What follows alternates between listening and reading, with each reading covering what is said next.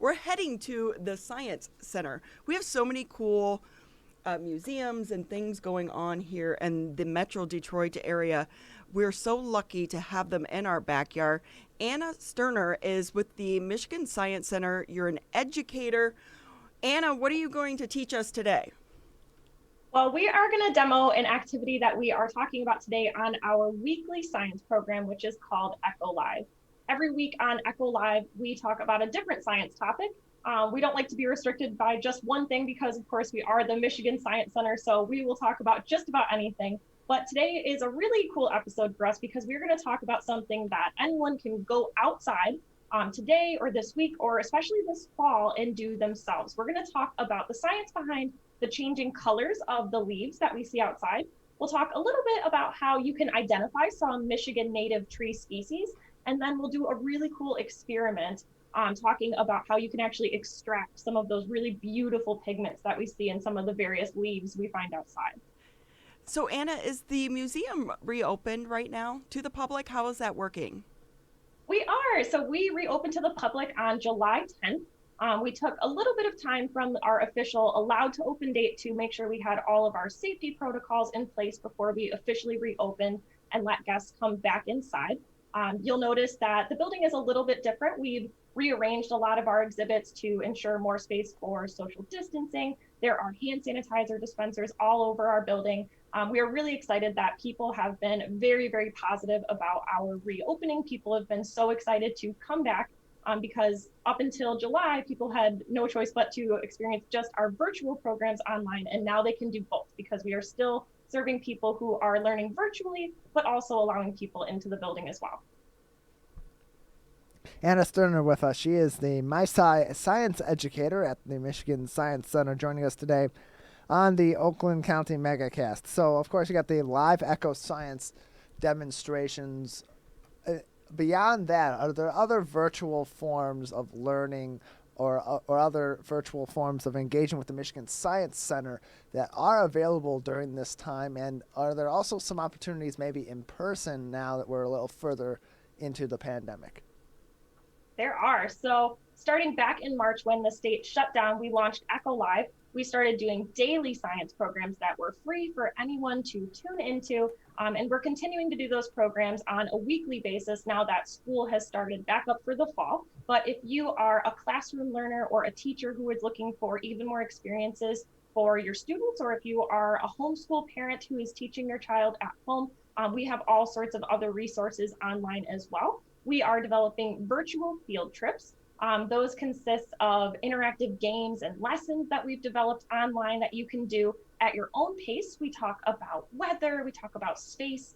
We try to tie them to all of our various exhibit galleries that we do have here in person at the Science Center, but allow you to experience those online.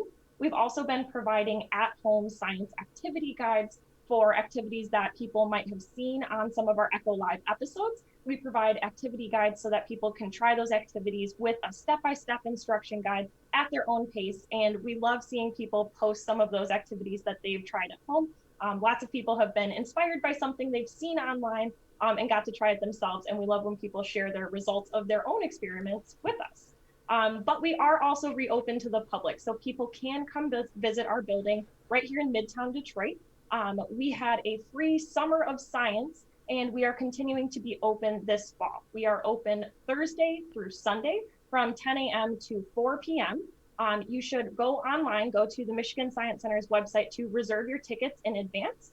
You can also browse some of our different safety protocols that we have listed on our website as well. We've been working really hard with a company called NSF to make sure that our building meets all the standards that we should be meeting in order to keep people safe. But also making sure that people are having fun and having a positive experience with science while they're here. Anna, you're probably one of the funnest and coolest science teachers I've ever met. I see you have leaves right there in front of you. Are you going to do a demonstration for us?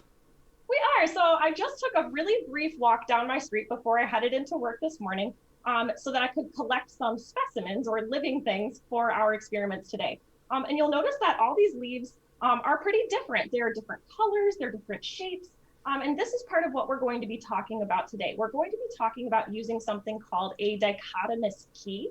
which is a way to help you identify a species of tree or really any other sort of identification that you might want to do. But this dichotomous key is going to help us to classify some different types of leaves. So we'll be looking at different leaf arrangements, different leaf shapes. For example, I have a sugar maple leaf here, and you can see that it's a really beautiful bright red color. But we'll be talking about how you can take a look at specific features of these leaves, like if they have simple leaves or compound leaves, if they are jagged on their edges or if they are smooth. We'll be taking up close looks at some of the leaf arrangements so that we can identify these. So we know that this one is a sugar maple, but I have some other ones. So if people tune into Echo Live, which happens on our Facebook page, our YouTube channel, and right here in Zoom, people will get to identify some of these species with us. But I also have a different experiment set up right down here on my table. And this one, before the program, all I've done is I've taken some of those leaves that I collected this morning and I've mashed them up. You can see that I have kind of a leaves kind of smashed up substance in here. I've ripped up some leaves and I've smashed them up and soaked them in just a little bit of isopropyl alcohol.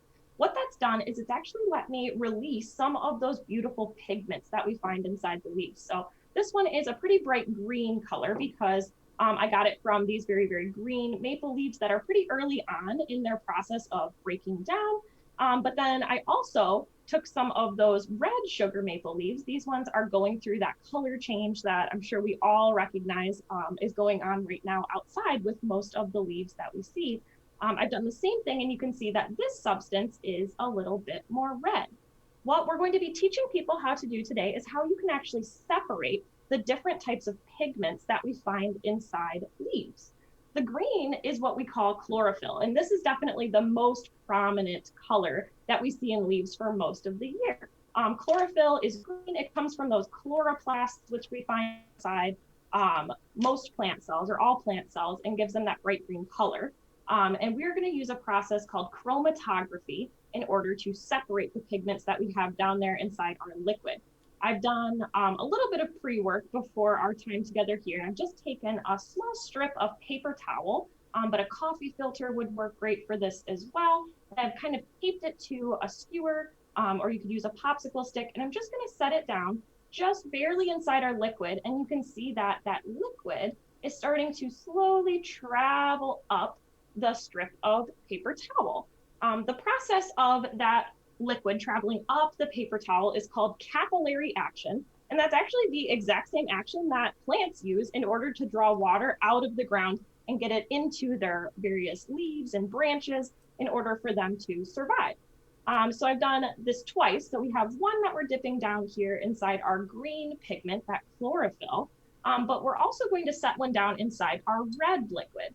Now this process takes a little bit of time.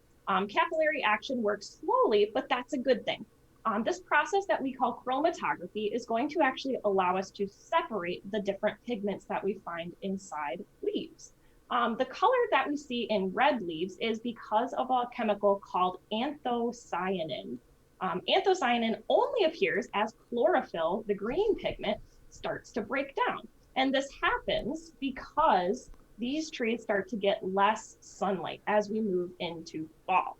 Now, you might know that just last week, we actually had our first official day of fall. On the 22nd, we had the autumnal equinox, which means that from this point on until the winter solstice, our days are getting shorter and shorter and shorter, meaning we are getting less sunlight, which means less of that photosynthesis is happening inside these leaves. And that's really what's responsible for this color change.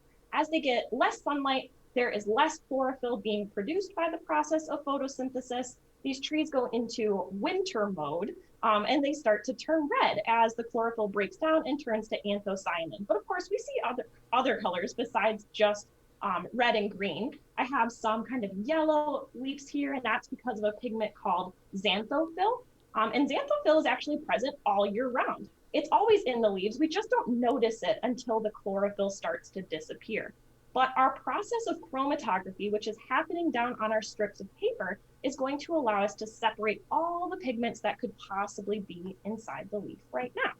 I set up a couple before our program here today, and you can see that on this one, if I zoom in maybe even just a little bit further, we see green, which is that really well-known chlorophyll right here, this band of green pigment, but we can also see a line of yellow, which is that xanthophyll pigment. So again, this is one of those really cool activities that people can go out and try at home. It doesn't require any sort of expensive equipment or dangerous chemicals. All you really need are leaves, various colors, various stages of decomposition, some green, some red, maybe some yellow if you can find them, a couple strips of paper towel, some isopropyl alcohol, and a cup. It's a really, really easy experiment that you can do at home in order to help separate these pigments and identify a process that's going on out in nature all the time. Things that we might not notice, but are really important for the ecosystem around us. So we do experiments like this all the time on Echo Live. We've got more to talk about today. We'll dive in a little bit deeper about how you can identify the species of trees that you see in your neighborhood or when you go on a walk. Maybe not today because I do think it's supposed to rain, but maybe tomorrow. But again, people can tune into our experiments every Wednesday at 2:30 p.m. on our Facebook page, our YouTube channel, and right here in Zoom. Anna Sterner with us on the Oakland County MegaCast. She is the MySci science educator at the Michigan Science Center, joining us today on the program. And Anna, as people have been clamoring to also get back out to the movie theater lately, and it says here in my notes that you can talk about MySci will be opening out theaters beginning in early October. Can you tell us a little bit about that?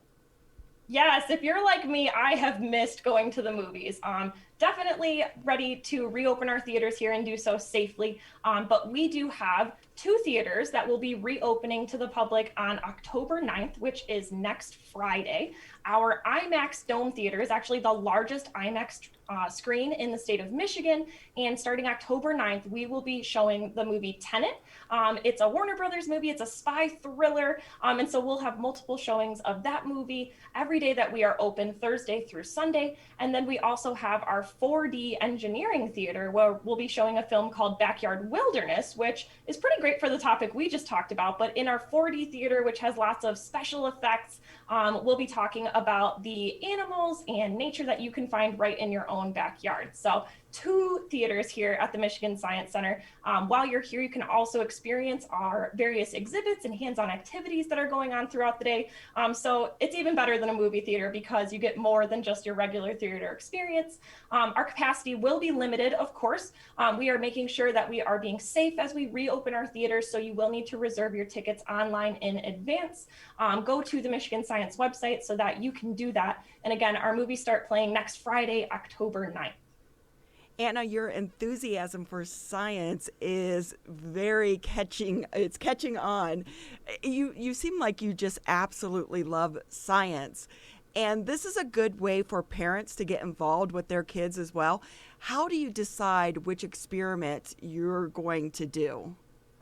That's a great question. You know, we have just mountains and mountains of content here at the Michigan Science Center. We've been teaching programs for a really long time. And so, of course, I started off with the things that I thought were the coolest. I majored in biology in college, so I love to talk about nature and animals and things like that. But the cool thing is, since we've built such a large following of people online, now the students and the families have started suggesting the content that they'd like us to talk about during our free weekly episodes. We've had people suggest that they wanted to talk about the science of dogs and cats, and so we did that a little bit earlier this summer. Some people want to talk about experiments that they couldn't do at home, working with things like fire or really, really cold stuff like liquid nitrogen. And so the cool part about our programs is that we are always taking suggestions from the audience. If you have suggestions, tune into an episode of Echo Live, send us a message, tell us what you'd like us to talk about, and we would love to do that. The cool part is we can bring science experiments to people who are learning at home or learning remotely with their classroom for things that you might not be able to access. We would love to provide that for people. And when you are doing these virtually, I would imagine that you've been able to reach so many more people than previously. Do you think this is something you guys are going to keep doing after the pandemic is over? If that day ever comes, we hope, which is going to be soon. We all hope for that very soon. But I think what we've learned is that virtual learning is here to stay. Research has shown that people are learning even more online than they might in certain cases when they're learning in person. Of course, learning in person is great, but it's great to do both. And I think that the benefit of doing virtual learning is that, of course, we can reach people who might not have access to our physical space here, people who might not have reliable transportation to come visit us on a field trip, or just might be too far away. We've reached people in the very, very northern parts of Michigan's Upper Peninsula, all the way to the west side of the state, and even in other states and other countries around the world. So virtual learning, I think, is here to stay. We aren't going to stop providing virtual programs. And I think that everyone can keep experiencing these things from all their various cultural institutions. Everyone is doing virtual learning now, and it's really an opportunity for you to have access to these resources that you might not otherwise have. You definitely make it fun, and it's so much better than sitting in a classroom and reading out of a book. Anna, before we let you go, anything that we didn't touch on that maybe that you want to share with everyone? Absolutely. If you are interested in tuning into Echo Live, please do. But also make sure that you come check out the Michigan Science Center's website. There are all sorts of resources on there. We have traveling science programs. So if you would like us to come to you, we are able to do so. If you want to visit us virtually, if you want to visit us in person, really our goal is to meet people where they're at and provide them with high quality STEM learning experiences. So check out our website, check out our social media, follow us on Facebook, follow us on Instagram and Twitter.